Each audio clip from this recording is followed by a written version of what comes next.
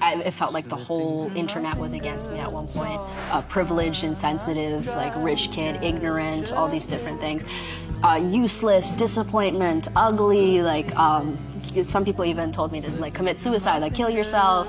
I couldn't be in rooms alone, any enclosed space. So because I had this feeling like I'm gonna die. There's something in here that's gonna kill me. Like it felt like the devil was in my room. Like maybe I'm not a good person. Maybe I don't deserve to be happy. Maybe I don't deserve this. What if I just died?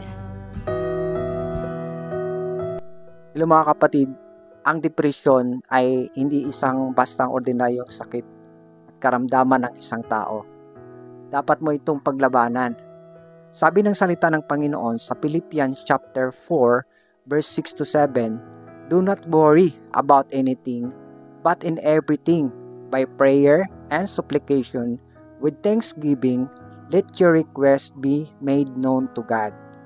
And the peace of God, which surpasses all understanding, will guard your hearts and your minds in Christ Jesus." Sa Tagalog, basahin natin, huwag kayong mga balisa sa anumang bagay, kundi sa lahat ng mga bagay sa pamamagitan ng panalangin. At daing na may pagpapasalamat ay ipakilala ninyo ang inyong mga kahilingan sa Diyos. At ang kapayapaan ng Diyos na di masayod ng pag-iisip ay mag-iingat ng inyong mga puso at ng inyong mga pag-iisip kay Kristo Jesus. Tandaan po natin, kung may mga worries tayo, problema sa ating buhay, lalo-lalo na depression na naranasan ng tao, lalo-lalo sa panahong ito. Grabe na ang pangyayari sa mundo.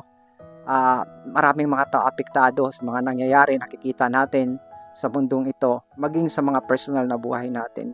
Pero sabi ng Panginoon sa kanyang salita na lumapit tayo sa kanya. Ipanalangin natin anumang klaseng problema, mga daing natin, idulog natin sa ating Panginoon.